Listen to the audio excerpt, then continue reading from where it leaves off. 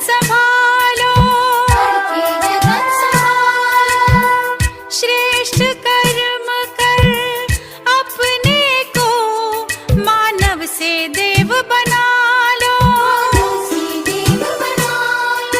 सब हो सरल स्वभावी, वाणी में सहजता हो, दिव्य गुणों का ताज सबके सर पे सजता हो।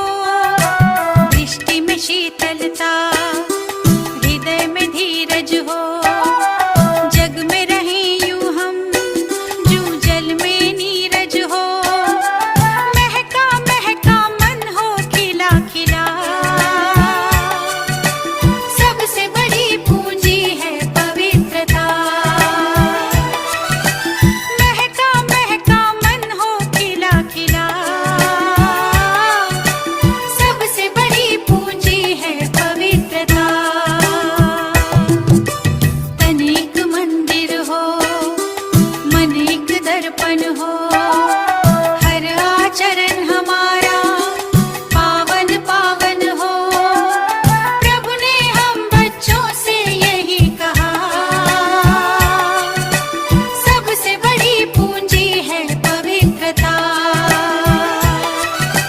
प्रभु ने हम बच्चों से यही कहा, सबसे बड़ी पूंजी है पवित्रता।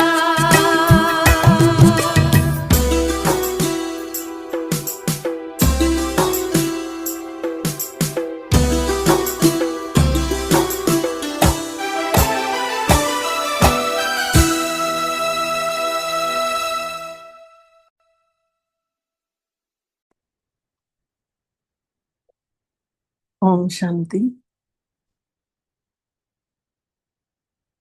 सभिनी खां वॾी पूंजी आहे पवित्रता। मन वचन कर्म सां जेका आत्मा पवित्र आहे, उहा परमात्मा खे वणे थी पई। सभिनी पासनि खां ध्यानु हटाए पंहिंजो ध्यानु पंहिंजे ई निरड़ ते आत्मा सितारे जे मथां केंद्रित कयूं। मां चैतन्य शक्ति ॾीए वांगुर हिन शरीर रूपी मंदिर में चमकां थी। परम पवित्र आत्मा, हिन शरीर खे हलाइण वारी शक्ति, सुनहरी प्रकाश सां भरियल शिव बाबा जूं पवित्र किरणा मां आत्मा जे अंदर समाइजंदियूं थी वञनि। जंहिंमहिल बि इहो निराकारी स्वरूप मां आत्मा महसूस थी कयां, तेॾी महिल परमात्मा खे ॾिसां थी मुंहिंजे मथां पूरी तरह बलिहार थो वञे। मां उन्ही जे मथां समर्पित आहियां, उहो मुंहिंजे मथां बलिहार थो वञे।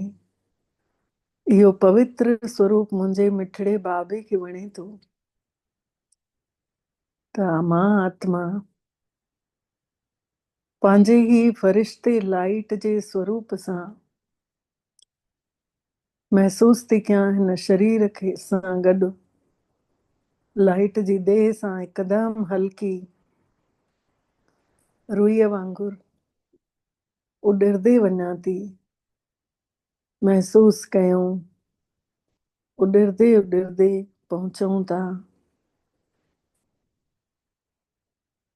मधुबन जे शांतिवन में, डायमंड हॉल में, जाते बाबा मिठड़ा दादीअ जे तन में अवतरित थिया आहिनि। ऐं असां सभु फ़रिश्ता सभिनी खां अॻितां बाबा जी दृष्टि वठूं था। बाबा जे निरड़ ते शिव बाबा जो प्रकाश ॾिसूं था। महसूस कयूं था ब्रह्मा बाबा जी आत्मा ऐं शिव बाबा पाण ॾाढा चमकीले स्वरूप में नज़र था अचनि। असां सभु आत्माऊं बाबल जे मुख सां मिठड़ी वाणी हिन महिल ॿुधंदासीं बाबा जे ही अमृत वचननि सां भरपूर थींदासीं ऐं असांजे जीवन में बाबा या मिठड़ी मुरलीअ सां बाबा पयो रस्ता खोलींदो वञे थो, जीवन सजाईंदो वञे थो। त अचो सभु गॾिजी करे मिठड़े बाबल जी मिठड़ी वाणी ॿुधूं था ब्रह्मा जे मुख सां। ओम शांति। अॼु जी तारीख़ आहे 4 जनवरी 2026 ऐं अॼु जेका वाणी रिपीट थी आहे उहा आहे 3 नवंबर 2008 जी वाणी आहे।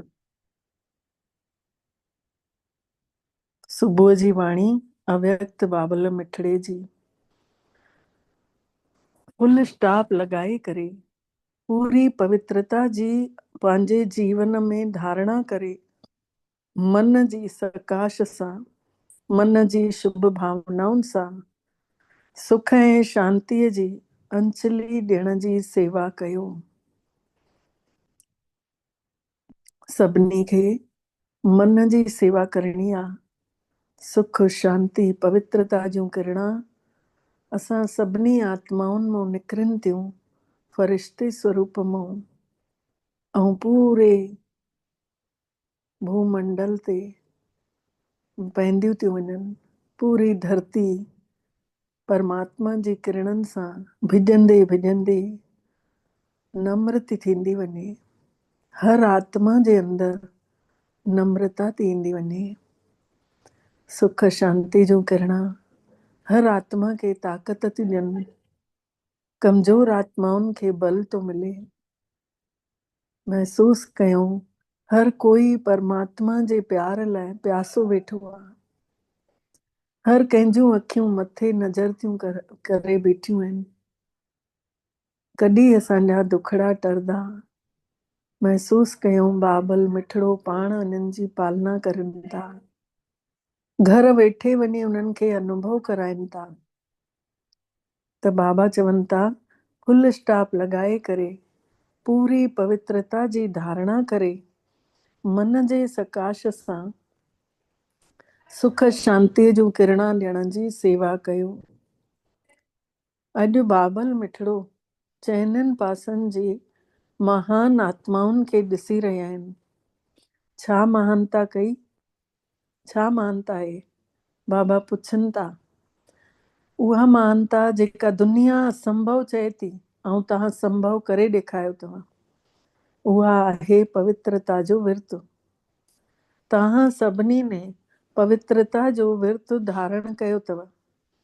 बाबा खां बदलाव जो दृढ़ संकल्प जो विर्त वरितो अथव कि बाबा असां मटिजी ॾेखारींदासीं ऐं पूरो पक्को संकल्प वरितो अथव। जीअं विर्त कबो आहे न माण्हू, त उअं ई विर्त वठणु मतिलबु विर्तीअ जो परिवर्तन करणु। विर्त वठणु मतिलबु असांजूं आदतुनि जो बदिलाव आणणु। त छा विर्ती बदिलाव कई अथसीं? बाबा पुछनि था। सोचियो अथव कि असां सभु आत्माऊं ॿाहिरि आहियूं। इन्हीअ विर्तीअ जे बदिलाव जे लाइ भॻतीअ में बि केतिरनि ॻाल्हियुनि जा विर्त रखंदा आहिनि। लेकिन तव्हां सभिनी ॿारनि ने मिठड़े बाबे सां दृढ़ संकल्प वरितो अथव। छोकी ब्राह्मण जीवन जो आधार आहे ई पवित्रता ऐं पवित्रता सां ई परमात्मा जो प्यार ऐं सभु प्राप्तियूं परमात्मा जूं प्राप्तियूं थींदियूं आहिनि। जेका आत्मा इन ओरिजिनल रियल स्वरूप में टिकंदी आहे,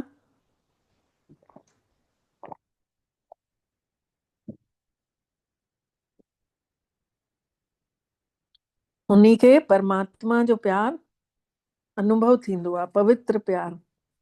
उन्ही जूं प्राप्तियूं महसूस थींदियूं आहिनि। महात्मा जंहिंखे कठिन सम्झंदा आहिनि, महात्मा जंहिंखे असंभव सम्झंदा आहिनि, ऐं तव्हां पवित्रता जे स्वधर्म खे सम्झो था पिया। असांजो पवित्र स्वरूप आत्मिक स्वरूप, ऐं उन्ही जो स्व जो धर्म आहे शांति। त असां स्वधर्म खे सम्झूं तसीं। बाबा ॾिसी रहिया आहिनि केतिरा त सुठा सुठा ॿार आहिनि जंहिं संकल्प कयो अथऊं ऐं दृढ़ संकल्प कयो अथऊं। संकल्प छा? दृढ़ता सां उन्हनि संकल्प कयो अथऊं कि असां प्रैक्टिकल में परिवर्तन ॾेखारींदासीं, पंहिंजे जीवन में परिवर्तन बदलाव ॾेखारींदासीं। बाबा सां ॿारनि संकल्प कयो अथऊं। त अहिड़ा चइनिनि पासनि जूं महान ॿारनि खे बाबल मिठड़ो ॾाढियूं ॾाढियूं दिलि सां दुआऊं ॾेई रहिया आहिनि। त तव्हां सभिनी बि मन वचन कर्म विर्तीअ दृष्टिअ सां पवित्रता जो अनुभव करे रहिया आहियो न? बाबा चवनि था कि तव्हां बि मन वचन कर्म दृष्टि विर्ती 5 शयुनि सां पंहिंजे अंदरि उहो परिवर्तन करे रहिया आहियो न। त पवित्रता जी विर्ती मतिलबु हर हिकु आत्मा जे लाइ शुभ भावना ऐं शुभ कामना। हर हिकु आत्मा लाइ अंदरि शुभ भाव भरियल हुजे, शुभ कामना हुजे। ऐं दृष्टिअ सां हर हिकु आत्मा खे आत्मिक स्वरूप में ॾिसणु, आत्मा ॾिसणु, पंहिंजे पाण खे बि सरलता सां आत्मिक अवस्था जो अनुभव करणु, पंहिंजे पाण खे बि आत्मिक स्वरूप जो अनुभव करणु।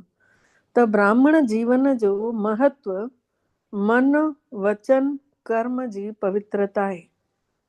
अगरि असां मन सां साफ़ आहियूं, मन असांजो क्लीन आहे, बुद्धि विशाल थींदी थी वञे, वचन मिठा था निकिरनि ऐं कर्म सभिनी जे लाइ सुठो सोचे कंदा था वञूं, त इहा ई पवित्रता आहे। पवित्रता कोन्हे त ब्राह्मण जीवन जो जेको गायन हलंदो आयो आहे त उहो हमेशह पवित्रता जे ताक़त सां सम्झो पंहिंजे पाण खे दुआऊं ॾियो था। अगरि असां आत्मिक स्वरूप में आहियूं त असां बाबा जे मथां एहसान नथा कयूं, असांजी ई कमाई थी जमा थिए, असां ई पंहिंजो पाण खे सम्झो दुआ था ॾियूं। अगरि आत्मिक स्वरूप में आहियूं त छा दुआ ॾियो था? बाबा पुछनि था छा दुआ ॾियो था? कि पवित्रता सां पंहिंजो पाण खे बि ख़ुशि था महसूसु कयो ऐं ॿियनि खे बि ख़ुशी था ॾियो। इन्ही आत्मिक स्वरूप में केतिरी ताक़त आहे कि ॿियनि खे बि ख़ुशि था महसूसु कयूं ऐं पंहिंजो पाण बि ख़ुशि था रहूं, ॿियनि खे बि ख़ुशी था ॾियूं। आत्मिक स्वरूप सां ॾिसूं था त उन्हनि खे ताक़त मिले थी। पवित्र आत्मा खे 3 वरदान विशेष मिलंदा आहिनि। हिकु त पंहिंजो पाण खे पाण वरदान ॾियो था। अगरि आत्मिक स्वरूप में आहियूं त सम्झो पंहिंजे मथां पाण ई वरदान ॾियूं था, जेको कि परमात्मा खे ॾाढो वणंदो आहे इहो स्वरूप। त जेको भॻवान खे वणे उहे करणु घुरिजे न। चईंदे आयासीं ज्यों राखे त्यों रहिए। हाणे उहो चए थो कि तव्हां आत्म स्वरूप में रहो त असां रही नथा सघूं, ईअं छो? छोकी अभ्यास पियल आहे न। त हिन जो बि असांखे एतिरो ई अभ्यास करिणो आहे न, ताकि असां इन ई स्वरूप सां सभिनी सां ॻाल्हायूं।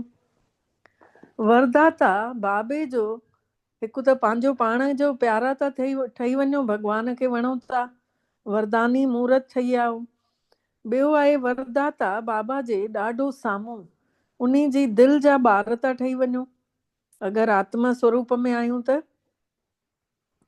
इन्ही करे बाबे जूं दुआऊं पंहिंजो पाण पोइ मिलनि थियूं ऐं हमेशह मिलनि थियूं। अगरि असां आत्मा स्वरूप में हुजूं था त पोइ बाबा दुआऊं ॾींदो थो रहे। टियों आहे जेके बि ब्राह्मण परिवार जा विशेष निमित्त ठहियल आहिनि, जेके बि ब्राह्मण परिवार जा निमित्त ॿार ठहियल आहिनि, उन्हनि खे बि उन्हनि जे द्वारा बि तव्हां ॿारनि खे दुआऊं मिलनिव थियूं। असां सभु ब्राह्मण परिवार में निमित्त परिवार आहियूं न, त असांखे उन्हनि जे द्वारा बि दुआऊं थियूं मिलनि पयूं। त दुआउनि सां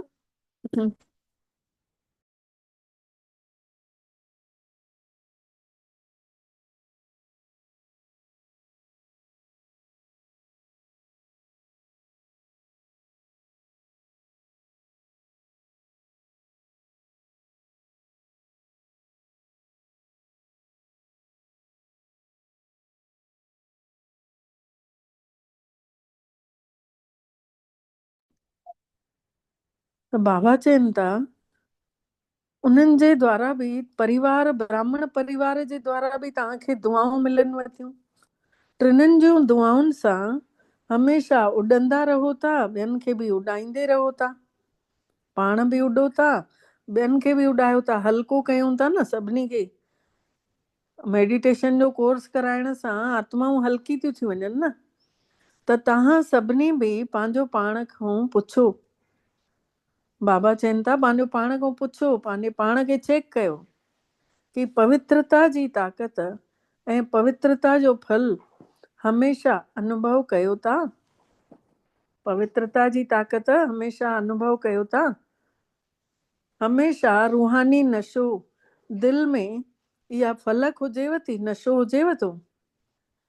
बाबा पुछनि था पिया।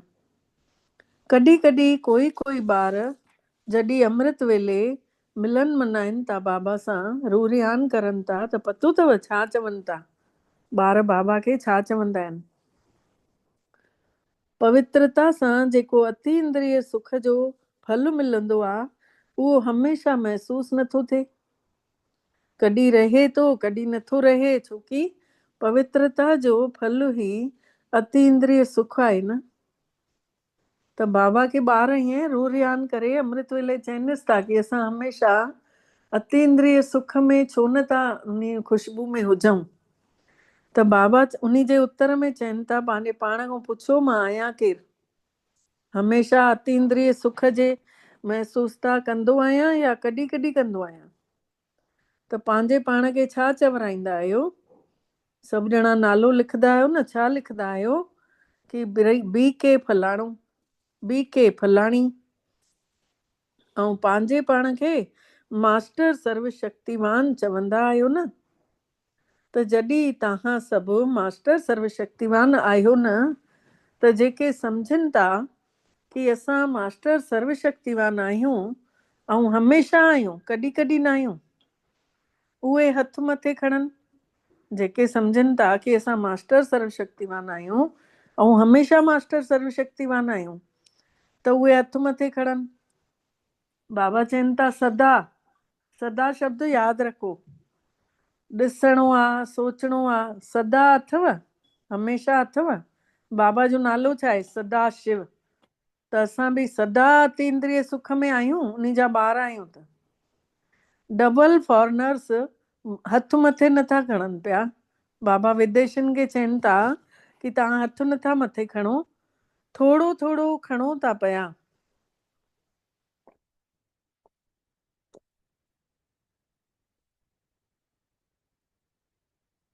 टीचर्स खे बाबा चवनि था, टीचर्स हथ मथे खणो, अथव सदा। ईअं हथ न मथे खणिजो। जेके सदा महसूस कंदा आहिनि अति इंद्रिय सुख खे, उहे सदा वारा हथ मथे खणो। त बाबा चवनि था ॾाढा घटि ॿार आहिनि, पांडव मथे खणो हथ। पोइतों वारा ॾाढा घटि आहिनि, सॼी सभा हथ नथी मथे खणे। अच्छा, मास्टर सर्वशक्तिमान आहियो त उन महिल शक्तियूं काॾे थियूं हली वञनिव? बाबा चवनि था जंहिं महिल काई ॻाल्हि अचेव थी पोइ तव्हां तंहिं महिल अति इंद्रिय सुख जी महसूस था नथा कयो, त तेॾी महिल तव्हांजूं शक्तियूं काॾे थियूं वञनि? मास्टर आहियो न, इन जो त अर्थ ई आहे, मास्टर त पीउ खां बि ऊचो चवराइजंदो आहे न। त चेक कयो मतलब ज़रूर पवित्रता जे आधार में कुछ कमजोरी अची वई आहे। छा कमजोरी आहे? बाबा पुछनि था, छा कमजोरी अची वई अथव? मन में मतलब संकल्पन में कमजोरी अथव, ॻाल्हाइण में कमजोरी अथव, या कर्मनि में कमजोरी अथव या सपननि में कमजोरी अथव।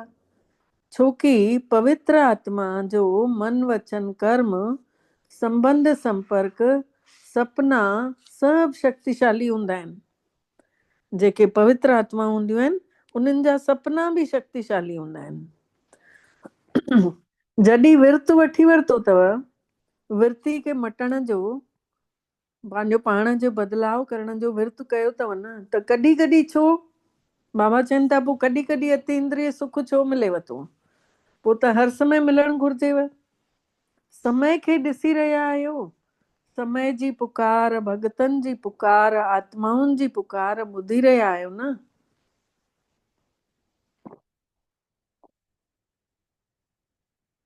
अचानक जो पाठ त सभिनी जो पक्को आहे। त आधार जी कमजोरी मतलब पवित्रता जी कमजोरी। अगर ॻाल्हाइण में भी शुभ भावना शुभ कामना कोन्हे, पवित्रता जे विपरीत आहियूं, त जेको संपूर्ण पवित्रता जो सुख आहे न, अतींद्रिय सुख, पोइ उन्ही जो अनुभव ई न थी सघंदो। कॾहिं? जॾहिं अंदर शुभ भावना शुभ कामना कोन्हे, पवित्रता जे पोइते आहियूं, पूरी पवित्रता जो सुख न महसूस करे सघंदासीं। छोकी ब्राह्मण जीवन जो उद्देश्य ही आहे असंभव खे संभव करणु। उन्ही में जेतिरो ऐं ओतिरो शब्द न ईंदो आहे। जेतिरो खपे ओतिरो कोन आहे। त सुभाणे अमृत वेले विशेष हर कोई पंहिंजो पाण खे चेक कजो। बाबा चवनि था सुभाणे पंहिंजो पाण खे चेक कजो अमृत वेले। छा चेक करणो आहे? कि केतिरी परसेंटेज में पवित्रता जो विर्त निभाए रहिया आहियूं। केतिरी परसेंटेज में मन वचन कर्म सां पवित्रता जो विर्त निभाए रहिया आहियूं। 4 ॻाल्हियूं चेक करणियूं आहिनि। हिकिड़ी आहे विर्ती, ॿियो आहे संबंध संपर्क में शुभ भावना। अंदर आत्मा जी आदत थी वञे शुभ भावना शुभ कामना रखण जी। ईअं न कि हे त आहे ई अहिड़ो, ईअं न चइणो आहे। इहो अगरि चईंदासीं त सम्झो असां श्राप ॾिनोसीं। लेकिन उन्ही आत्मा जे प्रति भी शुभ भावना हुजे। जॾहिं तव्हां सभिनी पंहिंजे पाण खे विश्व परिवर्तक मञियो अथव, आहियो न सभु विश्व परिवर्तक, पंहिंजो पाण खे सम्झंदा आहियो न कि असां संसार खे मटण वारा आहियूं, त हथ मथे खणो। इन्ही में त ॾाढा सुठा सुठा ॿार हथ मथे खणनि था। मुबारक अथव, बाबा सभिनी खे वाधायूं ॾियनि था, मुबारक अथव। लेकिन बाबल मिठड़ो हाणे तव्हां सभिनी खां हिकिड़ो प्रश्न पुछनव था। बाबा पुछनव था, प्रश्न पुछूं? चइनव था प्रश्न पुछांव? जॾहिं तव्हां विश्व परिवर्तक आहियो त विश्व परिवर्तन में हीअ प्रकृति 5 ई तत्व भी अची था वञनि। जॾहिं संसार खे मटण वारा आहियो तव्हां ॿार, उन्ही में त 5 प्रकृति जा तत्व भी था अचनि। उन्हनि खे भी मटे सघो था ऐं पंहिंजे पाण खे, पंहिंजे परिवार खे, पंहिंजे मिटनि माइटनि खे नथा मटे सघो। बाबा जो ॾिसो चवण त सही आहे कि असां जॾहिं चऊं था असां विश्व कल्याणकारी आहियूं, विश्व परिवर्तक आहियूं, त पंहिंजो पाण खे नथा मटे सघूं, परिवार खे नथा मटे सघूं। त बाबा चवनि था इहो परिवर्तन तव्हां नथा करे सघो। बदलाव आणियो तव्हां पंहिंजो पाण में आणियो त सभु पासे बदलाव थी वेंदो। असांजी ही दृष्टि अगरि आत्मा न ॾिसंदासीं त पोइ हो जन बि काॾो उन्हनि खे ताक़त मिलंदी। त संसार खे मटण वारा मतलब आत्माउनि खे, प्रकृति खे, सभिनी खे मटण वारा। त पंहिंजो वाइदो चेक यादि कयो, प्रॉमिस यादि कयो। सभिनी ने बाबा सां केतिरा भेरा वाइदो कयो अथव। लेकिन बाबा इहो ई ॾिसी रहिया आहिनि कि समय ॾाढो तेज गति सां अचे थो। सभिनि जी पुकार वधंदी थी वञे। त पुकार ॿुधण वारा, बदलाव आणण वारा उपकारी आत्माऊं केरु आहिनि? बाबा पुछनि था। पुकार ॿुधण वारा, बदलाव आणण वारा उपकारी आत्माऊं केर आहिनि? तव्हां ई आहियो न। त बाबा ने पहिरियों बि ॿुधायो अथई, परोपकारी या विश्व उपकारी ठहण जे लाइ टिनि शब्दनि खे ख़तमु करणो पवंदव। परोपकारी या विश्व उपकारी ठहण लाइ 3 शब्द ख़तमु करणा पवंदव। कहिड़ा? ॼाणियो था न? ॼाणण में त होशियार आहियो। बाबा ॼाणनि था कि सभु होशियार आहिनि। हिकु पहिरियों शब्द आहे पर चिंतन, ॿिए जूं ॻाल्हियूं सोचणु, ॿिए जे बारे में सोचणु। ऐं ॿियो आहे परदर्शन, ॿिए खे ॾिसणु, फलाणो छा थो करे। ऐं टियों आहे परमत, ॿिए जे चए ते हलणु। सभु पर पर पर बाबा कटण लाइ चवनि था।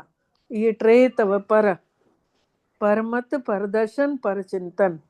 इन्हनि टिनि शब्दनि खे ख़तमु करे परोपकारी ठहंदव न परोपकारी।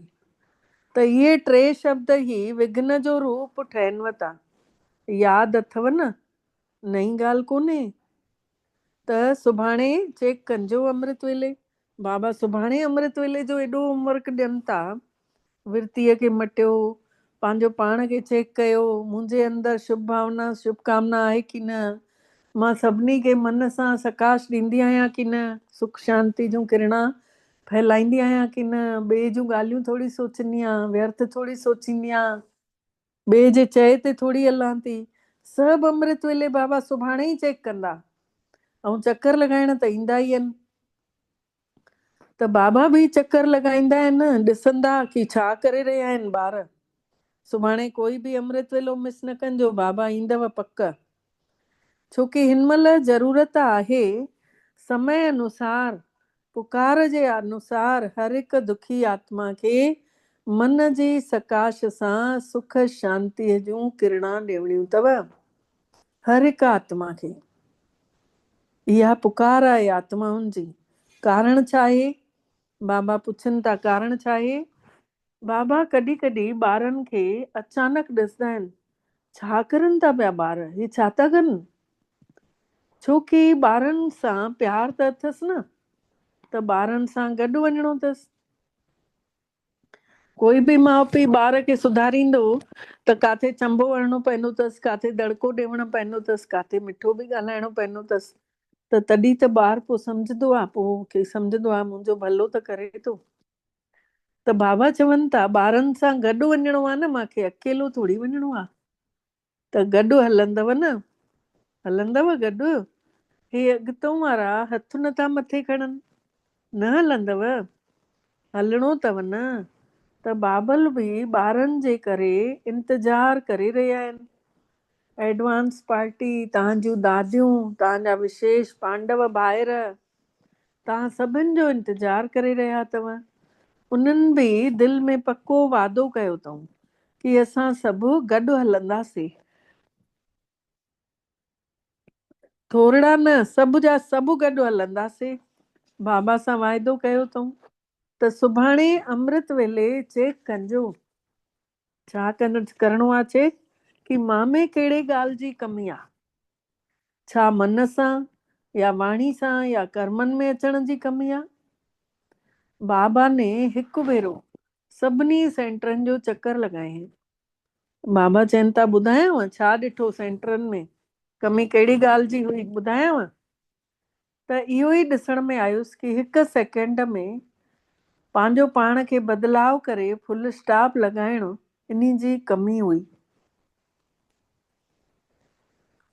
हिकु सेकेंड में पंहिंजो पाण खे बिंदु ऐं हे ड्रामो बिंदु, इहो सोचे करे अॻिते वधणु, इन ॻाल्हि में कमी हुई। जेसी ताईं फुल स्टॉप लॻायो तेसी ताईं पतो कोन्हे छा छा थो थी वञेव। जीअं गाॾी में अगरि ब्रेक जेसी ताईं लॻे तेसी ताईं त एक्सीडेंट थी वेंदो। त ईअं ई बाबा चवनि था कि हिकु लास्ट टाइम जी लास्ट हिकु घड़ी अहिड़ी हूंदी जंहिंमें फुल स्टॉप लॻाइणो ई पवंदो। लेकिन ॾिठुव छा? ॾिठुव छा थिए थो? ॿियनि जूं ॻाल्हियूं यादि कयो था, लॻाइणो फुल स्टॉप अथव ऐं लॻी वञेव तो कामो, हे छो थियो, हे छा थियो, हे हीअं न थिए हा त सुठो, आश्चर्य जी मात्रा बि लॻी थी वञेव, त फुल स्टॉप नथो लॻेव पोइ कामो लॻी थो वञेव, आश्चर्य जी निशानी, पोइ छो थियो, छा थियो, कीअं थियो, कॾहिं थियो, पोइ बसि क वारा इहे अखर क्वेश्चन मार्क हाणे खड़ो था करे छॾनिव। त इन खे चेक कजो, अगरि फुल स्टॉप लॻाइण जी आदत न हूंदव त अंत समय बुद्धि तव्हांजी श्रेष्ठ थींदी वेंदी। श्रेष्ठ, फुल स्टॉप लॻाइण जी आदत न हूंदी त अंत महिल जेका असांजी बुद्धि हूंदी उहा सुठी न थी सघंदी, ऊची न थींदी। इन करे बाबल मिठड़ा असां आत्माउनि खे होमवर्क ॾेई रहिया आहिनि। बाबा होमवर्क ॾिनो अथऊं। कहिड़ो होमवर्क ॾिनो अथऊं कि ख़ासि सुभाणे अमृत वेले चेक कजो पंहिंजो पाण खे ऐं चेंज कजो। 4 भेरा बाबा हिन महिल ताईं चई चुकिया आहिनि कि मां सुभाणे अमृत वेले ॾिसंदोमांव, अमृत वेले मां चकर लॻाईंदोमांव, मुंहिंजा ॿार छा था करनि, त सुभाणे चेक करिणो आहे, चेंज करिणो आहे पंहिंजो पाण खे।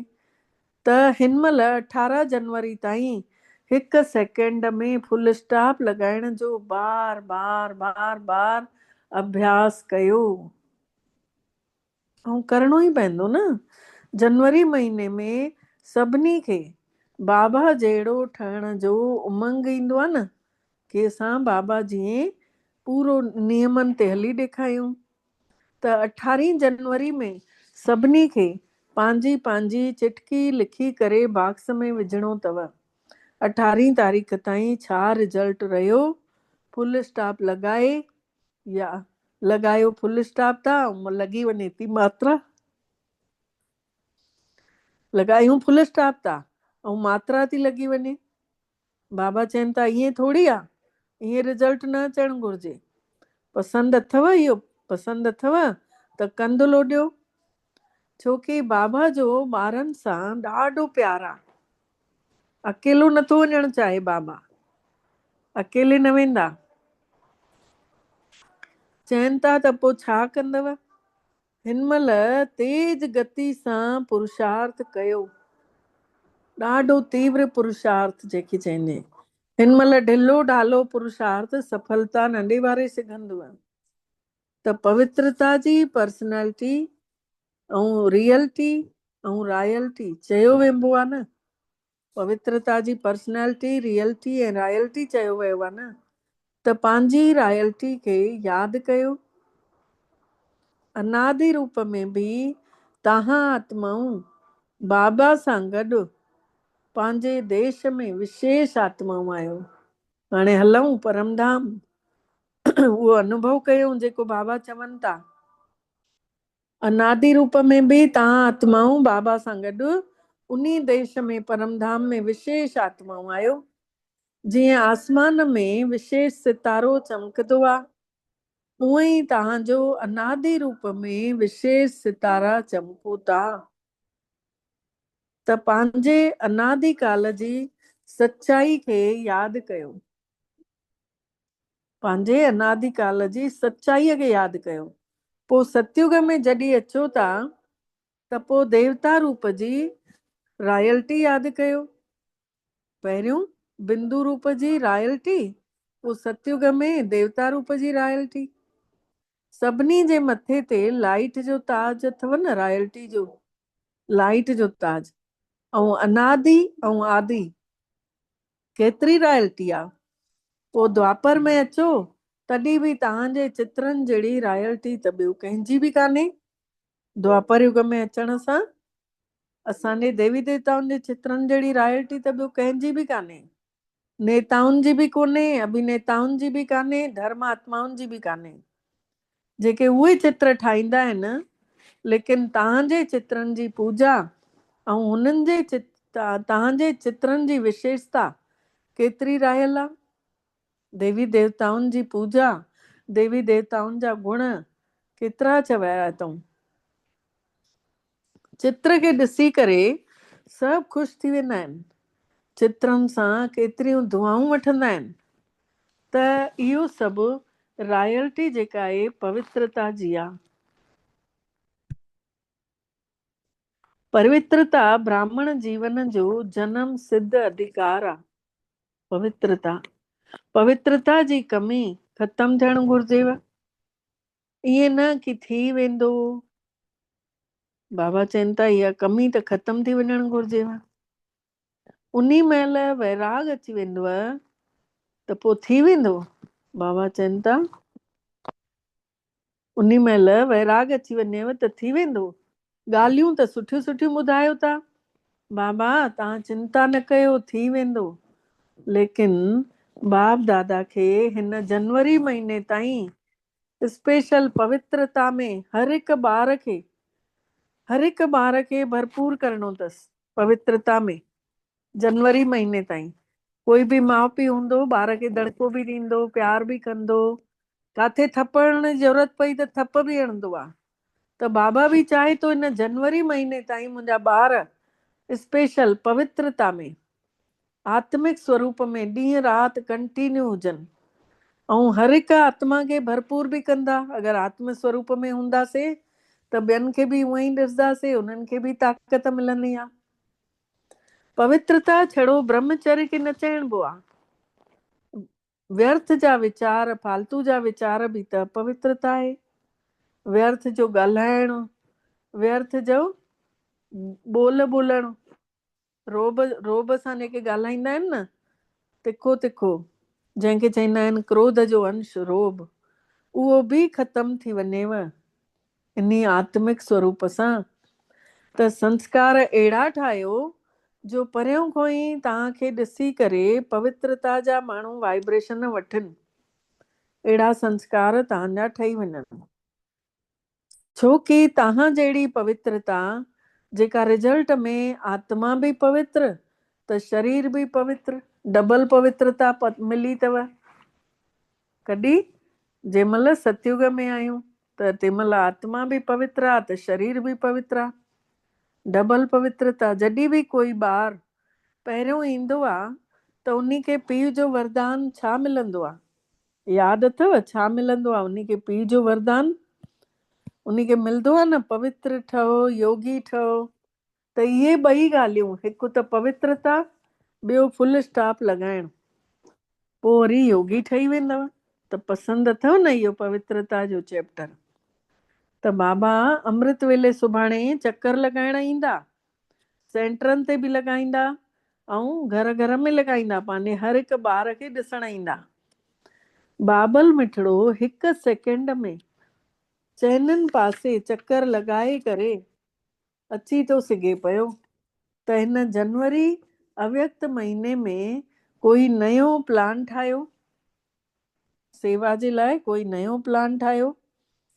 मन जी सेवा, मन जी स्थिति ऐं अव्यक्त कर्म ऐं ॿोल इन खे वधायो। जेको बि ॻाल्हाइणो आहे त जीअं अव्यक्त बाप दादा ॻाल्हाईंदा हुया न, चपनि ई चपनि में अंदरि ई अंदरि, उअं ई ॻाल्हाइणो आहे 2 ॾींहं पूरो जनवरी महीनो, अव्यक्त महीनो। त 18 जनवरी खे बाबा सभिनि जी रिजल्ट ॾिसंदा। प्यार अथव न बाबा सां। त 18 जनवरी जो अमृत वेले खां वठी प्यार सां ई ॻाल्हाईंदा आहियो। कॾहिं 18 जनवरी सभु ॼणा बाबा सां अमृत वेले प्यार भरियूं ॻाल्हियूं कंदा आहियूं। सभु मूंखे उलाना ॾींदा आहियो कि बाबा अव्यक्त छो थी वियो? त बाबा बि छा था चवनि? बाबा बि उलानो ॾियनि था कि मुंहिंजा ॿार साकार में हूंदे बाबे जहिड़ा कॾहिं ताईं ठहंदा? साकार में त आहिनि पर बाबा जहिड़ा कॾहिं ठहंदा? त अॼु थोरो सो ध्यानु बाबा खिचवाइनि था पिया, असां आत्माउनि खे प्यार बि करे रहिया आहिनि। छड़ो ध्यानु नथा खिचवाइनि, प्यार बि करनि था।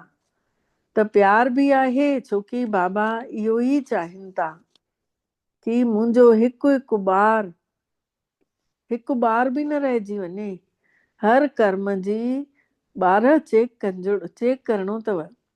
हर कर्म जो श्रीमत चेक करणी आहे कि मां केतिरो परमात्मा जी आज्ञा ते हली करे कर्म कयां थी या पंहिंजे मन मत कयां थी या परमत ते आहियां। त अमृत वेले खां वठी राति ताईं जेका बि कर्म जी तव्हांखे श्रीमत मिलियल आहे, आज्ञा मिलियल अथव, उहा चेक कजो कि मज़बूत आहे। गॾु हलणो अथव न, त हलण वारा त हथु खणो, हलणो अथव न। अच्छा भेनर टीचर्स, कुर्सी ते वेठल, पोइते वेठल पांडव, हथ मथे खणो। बाबा सभिनी खां हथ मथे खणायूं त समान ठहंदव न, त हथ में हथ ॾेई करे हलंदव। बाबा चवनि था मां जहिड़ा ठहण था चाहियो न, पोइ मूंसां ई हथ पकड़े हलंदव। करणो ई आहे, ठहिणो ई आहे। इहो दृढ़ संकल्प कयो कि असां न कंदासीं त केरु कंदो।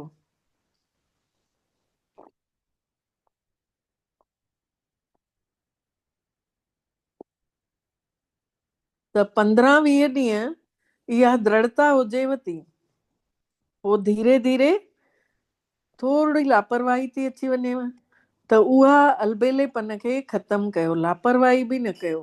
घणे में घणो बाबा ॾिठो अथऊं कि हिकिड़ो महीनो त पूरो उमंग रहंदो आहे ॿारनि खे, उमंग उत्साह हूंदो अथनि 1 महीने ताईं, उन दृढ़ता बि रहंदी अथनि। तेसीं ताईं पंहिंजो चार्ट लिखंदा, हिकु हिकु चीज ध्यानु कंदा। ऐं 1 महीने खां पोइ वरी लापरवाही शुरू थी वञे।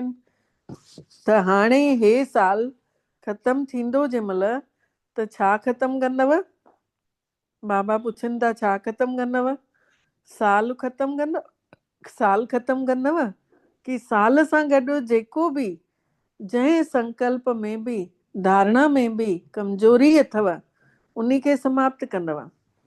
बाबा चवनि था हिन बार इहो करिणो अथव कि सोच में बि अगरि काथे कमी आहे, काथे कमजोरी आहे, कोई कमज़ोर वीचार हलनि था, त बाबा चवनि था हिन साल इहे सभिनि खे ख़तमु कयो। कंदव न ज़रूर? हथ नथा मथे खणो त ऑटोमेटिक दिलि में इहो रिकॉर्ड वॼणु घुरिजेव कि हाणे घर हलणो आहे, छड़ो हलणो कोन्हे, उन राजाईअ में बि अचिणो आहे, सतयुगी दुनिया में बि अचिणो आहे।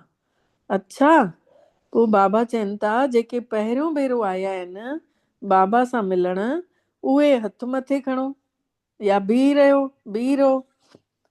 त जेके पहिरियों भेरो अचण वारनि खे बाबा विशेष मुबारक ॾियनि था। देर सां आया आहियो, टू लेट में त न आया आहियो, लेकिन तेज पुरुषार्थ जो वरदान हमेशा यादि रखिजो। बाबा ॾाढियूं तिखियूं तिखियूं किरणां ॾियनि था, इहो वरदान ॾियण लाइ अंदर ई अंदर आत्मा खे सजाइनि था। त इहा महिनत करणी आहे, कंदव न? गे न चवंजो, करिणो ई अथव। आख़िरीअ में जेके ईंदा आहिनि उहे फास्ट वेंदा आहिनि, यादि ज्यादा कंदा आहिनि, ऐं उहे फस्ट बि ईंदा आहिनि। अच्छा, पोइ वरी बाबा जो यादि प्यार। अच्छा, चइनिनि पासनि जी महान आत्माउनि खे बाबल मिठड़े जो विशेष दिल जूं दुआऊं, दिल जो प्यार, दिल में समाइण जी मुबारक अथव। बाबल मिठड़ो ॼाणनि था। जॾहिं बि पधरामणी थींदी आहे त ईमेल या चिठियुनि सां, अलॻि अलॻि साधननि सां चइनिनि पासनि जा ॿार यादि प्यार मोकिलनि था। ऐं बाबा खे बि ॿुधाइण खां पहिरियों ई कोई यादि प्यार ॾे चाहे न ॾे, उन खां पहिरियों ई बाबा ताईं इहा यादि प्यार पहुची थी वञे। छो जे अहिड़ा जेके सिकीलधा यादि करण वारा ॿार आहिनि, उन्हनि जो कनेक्शन ॾाढो फास्ट गति सां बाबा ताईं पहुचंदो आहे। त तव्हां ॿार 3-4 ॾींहंनि खां पोइ सुख मिलेव थो, लेकिन उन्हनि जो जेको यादि प्यार आहे, जेके सचूं पात्र आत्माऊं आहिनि, उन्हनि जो उन्हीअ घड़ीअ बाबा वटि यादि प्यार पहुची वेंदो आहे। उन्हीअ ई घड़ीअ कोई काथे बि वेठो बाबा जे लाइ यादि प्यार ॾे थो न, त बाबा मधुबन में जंहिं महिल आयल आहे तंहिं महिल बाबा महसूस करे थो वठे कि मूंखे हुन घड़ीअ ॿार ने ॾाढो दिलि सां यादि कयो हुए। त बाबा चवनि था यादि प्यार पहुची थो वञे, त जंहिं बि दिलि सां यादि कयो, साधन न बि मिलियो, त उन्हनि जो यादगार पहुची थो वञे। ऐं बाबल मिठड़ो हर हिक ॿार खे पदम पदम पदम गुणा यादि प्यार जो उत्तर ॾियनि था। हर ॿार खे यादि प्यार जो उत्तर ॾियनि था। बाक़ी चइनिनि पासनि जा हिन महिल जेके ॿ शब्द आहिनि, लत ऐं तात, मतिलबु अंदरि ललक ठहियल पई हुजे, इच्छा लॻल पई हुजे कि असां फुल स्टॉप ऐं संपूर्ण पवित्रता इहा ज़रूरु फैलाईंदासीं पूरे ब्राह्मण परिवार में। त जेके कमज़ोर आहिनि उन्हनि खे बि सहयोग ॾेई करे अॻिते वधायो। जेके कमज़ोर आहिनि बाबा चवनि था उन्हनि खे बि सहयोग ॾियो, अॻिते वधायो। सहयोग में योग शब्द जुड़ियल आहे। इहो त ॾाढो वॾो पुण्य अथव। छॾे न ॾियो कि हे त आहे ई अहिड़ो, हे त मटिजणो ई कान्हे, इहो श्राप न ॾियो। पुण्य जो कमु कयो, बदिली करे ॾेखारींदव। बाबा चवनि था मटिजी करे ॾेखारींदव, बदिलणो ई अथव। उन्हनि जूं उमेदियूं वधायो, हे श्राप न ॾेई छॾियो। बाबा चवनि था पुण्य जो कमु अथव, श्राप अगरि ॾींदव त इहो पाप जो कमु। श्राप न ॾियो त पुण्य जो कमु कयो, बदिली करे ॾेखारियो, बदिलणो ई आहे। उन्हनि जूं उमेदां वधायो, किरियल खे केरियो न, सहारो ॾियो, उन्हनि खे शक्ति ॾियो त चइनिनि पासनि जा ख़ुशि नसीब, ख़ुशि मिजाज, ख़ुशी विराइण वारे ॿारनि खे बाबल मिठड़े जो यादि प्यार ऐं नमस्ते, ॾाढो ॾाढो यादि प्यार ऐं नमस्ते। ऐं असां सभिनी पवित्र ऐं महान आत्माउनि जो सिकी लदे ॿारनि जो ऐं बाबा ख़ुशि मिजाज ॿारनि जो मिठड़े बाबल खे दिलि जो यादि प्यार, गुड मॉर्निंग ऐं नमस्ते। असां ॿारनि जो बि बाबल मिठड़े खे ख़ुशि मिजाज ॿारनि जो यादि प्यार, गुड मॉर्निंग ऐं नमस्ते। वरदान आहे, महसूस कंदासीं मिठड़े बाबल जो वरदान अनुभव कयूं। बाबा पाण अची करे हिन धरतीअ ते असां सभिनि जे मथे ते हथु रखी दृष्टि ॾियनि था, निरड़ ते शक्ति भरनि था ऐं वरदान ॾियनि था। इहो वरदान असां पंहिंजे जीवन में रोज़ आणींदासीं। चेक ऐं चेंज, चेकिंग करण जी विशेषता खे पंहिंजी निजी संस्कार ठाहिण वारा पूरो पंहिंजी आदत पकी ठाहे छॾियऊं चेकिंग करण जी। उहे ई महान आत्माऊं ठहो। डिटेल आहे, जेको बि संकल्प कयो था, जेको बि सोचो था या ॻाल्हायो था या कर्म कयो था या जंहिंसां बि संबंध संपर्क में अचो था, लेकिन इहो चेक कयो कि इहो बाबा जहिड़ो आहे।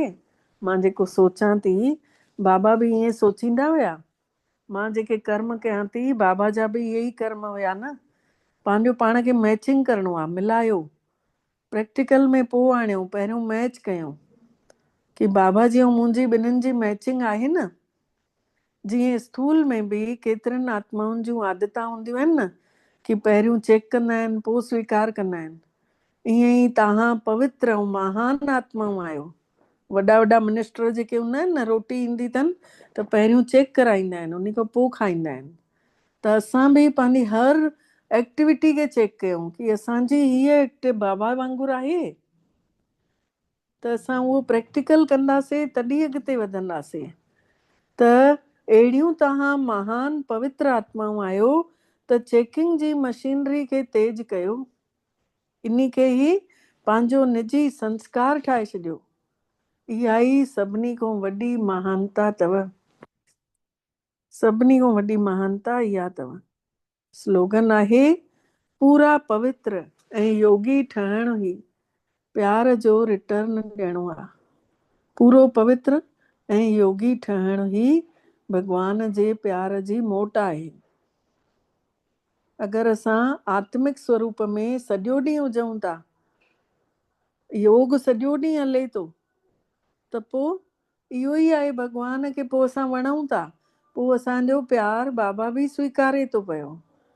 बाबा खे इहो ई असांखे स्नेह ॾियणो आहे कि बाबा ने जेको चाहे थो न कि आत्म स्वरूप में टिको, सॼो ॾींहुं लंबी देरि टिको, त पोइ मां पंहिंजो पाण तव्हांजे मथां किरणा ॾींदो रहंदुमि, तव्हांखे संवारींदो रहंदुमि। इहो ई आहे परमात्मा जे प्यार जो रिटर्न ॾियणु। अव्यक्त इशारे जो पॉइंट आहे, हिन अव्यक्त महीने में बंधन मुक्त थी करे जीवन मुक्त स्थितिअ जो अनुभव कयो। बंधन मुक्त थी करे जीवन मुक्त अवस्था जो अनुभव कयूं। हिन महिल जेके बि परिस्थितियूं अचनि थियूं या अचण वारियूं आहिनि, प्रकृति जे पंजनि तत्व तव्हांखे बाबा चवनि था, प्रकृति जा 5 ई तत्व सुठी तरह हिलाइण जी कोशिश कंदव, पर जीवन मुक्त विदेही अवस्था जा अभ्यासी आत्माऊं अचल अडोल पास थी करे इहे ॻाल्हियूं सवलाईअ सां पास करे वठंदियूं। इन करे निरंतर कर्मयोगी, निरंतर सहजयोगी, अंतर ई न पए, लगातार हलंदो रहे। तार जुड़ियल पई आहे परमात्मा जी किरणनि सां, ऐं मां आत्मा हितां किरणा महसूस थी कयां, भॻवान जी किरणा पइनि थियूं, तॾहिं मां ॻाल्हाए थी सघां पई, तॾहिं मां हली थी सघां पई। इहा ताक़त कम थी करे परमात्मा जी। त इहे निरंतर सहजयोगी, निरंतर कर्मयोगी, निरंतर मुक्त आत्मा जा संस्कार हाणे साईं पंहिंजे अंदर महसूस करणा आहिनि, हाणे साईं। अच्छा, ओम शांति। महसूस कयूं, मां आत्मा परम पवित्र आत्मा आहियां। हे शरीर अलॻि आहे ऐं मां आत्मा अलॻि आहियां। मां आत्मा हिन शरीर खे हलाइण वारी शक्ति। हे शरीर छॾे करे मां आत्मा मथे उॾरदी थी वञा, सितारनि जी दुनिया ॾे हिक ई धुन लॻल आहे, पंहिंजो घर गुरुअ जो दर, ऐं उॾरदे उॾरदे मां आत्मा पहुची थी वञा परमात्मा ताईं। उन्ही जे साम्हूं महसूस कयूं था, बाबो मिठड़ो मूंसां गॾु आहे। शिव बाबा खां पवित्रता जूं किरणा निकिरी निकिरी करे मां आत्मा में पवंदियूं थी वञनि, ऐं मां आत्मा पूरी साफ़ थी थींदी वञा। मुंहिंजूं कमजोरियूं, कमियूं, कोमलता सभु ख़तम थी थिए।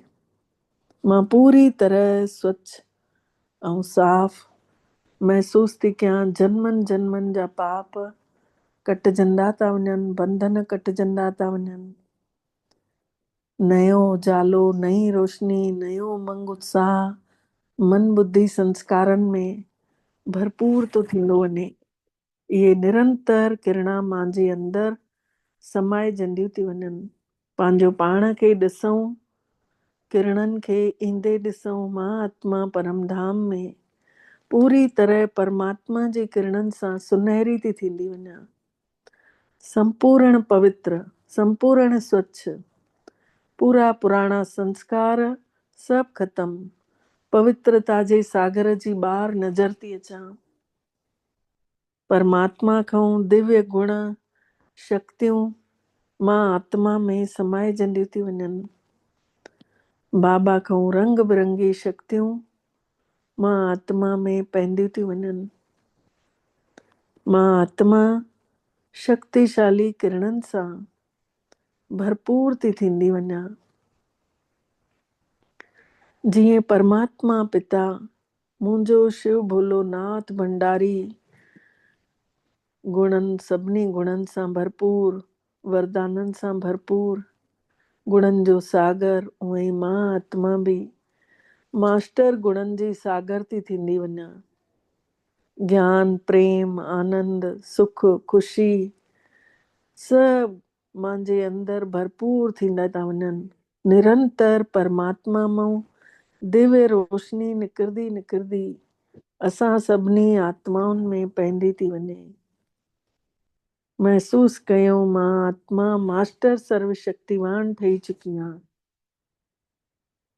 मां आत्मा जी रोशनी जेका आहे जगमगाए थी पई, पूरी तरह साफ़ सुथरी, सभिनी गुणनि सां भरपूर, सभिनी शक्तियुनि सां भरपूर।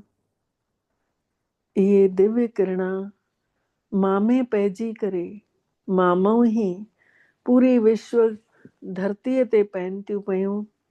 धरतीअ ते धरती माता जे मथां किरणा किरंदे सां ई जेका बंजर मिट्टी हुई उते सॼो जीअं पाणी पइजी वेंदो आहे, ज़मीन हिकदमि उपजाऊ थी थींदी वञे। धरती माता जा जेके पोषक तत्व ख़तम थी विया हुया उहे वरी सां जागिन था पिया। धरती मां जेका नाराज़ थी वई हुई, परमात्मा जी सुनहरो प्रकाश पवण सां माता ख़ुशि थी वई आहे। अनुभव कयूं था इहो ई प्रकाश मथां लहंदे लहंदे पाणीअ ॾे थो हले, पूरे सागर में पवंदो थो वञे। जेतिरा बि संसार में समुद्र आहिनि, जाते बि खूह आहिनि, तालाब आहिनि, झरना आहिनि, सभिनी पासनि ॾे परमात्मा जो इहो सुनहरो प्रकाश पवंदो थो वञे ऐं पाणी बि साफ़ सुथरो थींदो थो वञे।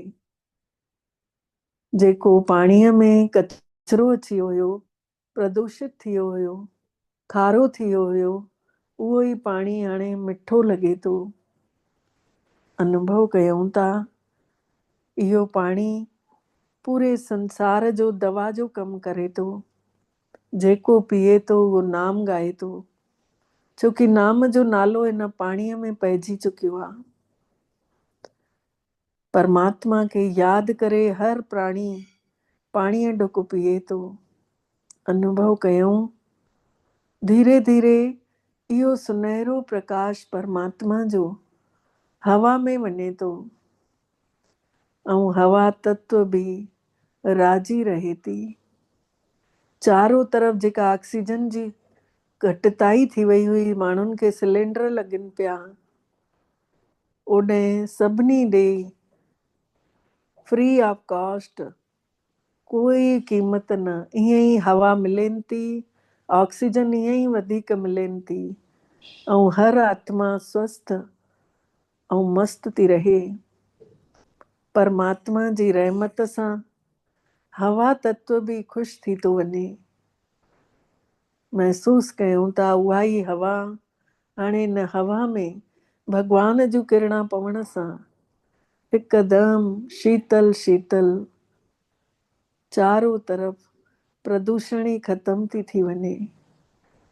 अनुभव कयूं था इहो परमात्मा जो दिव्य रोशनी पूरे आसमान में फैलजंदी थी वञे ऐं आसमान में महसूस कयूं था आसमान बि ख़ुशि थो थिए। चारों तरफ़ दाग धब्बा सभु हटिजंदे था वञनि। प्लेन आसमान हर आत्मा खे स्वतंत्रता जो एहसास थो कराए।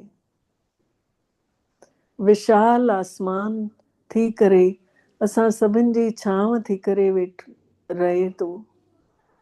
अनुभव कयूं था अग्नि तत्व ॾे इहा रोशनी परमात्मा जी लहे थी ऐं जाते जाते अग्नि कुंड आहिनि, मंदरनि में हवन जूं जॻह, घर में गैस चुल्हा, जाते बि अग्नि जा तत्व आहिनि ओॾे सभिनी ॾे परमात्मा जो इहो सुनहरो ॻाढ़े रंग जो प्रकाश उन्हनि अग्नि तत्व खे बि शक्ति थो ॾे।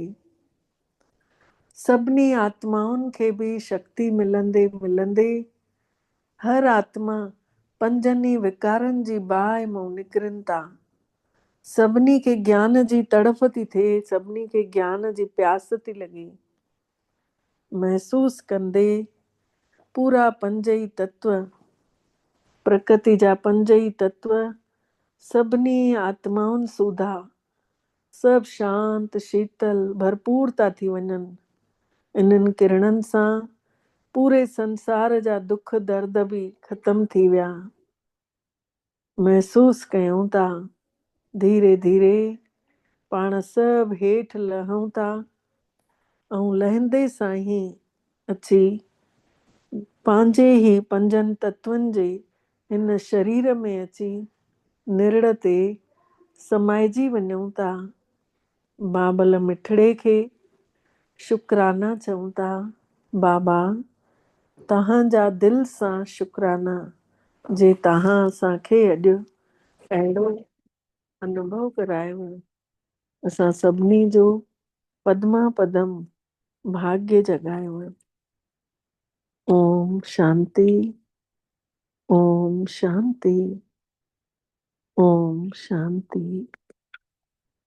तव्हां सभिनी जा बि दिल सां शुकराना सभिनी खे। ओम शांति।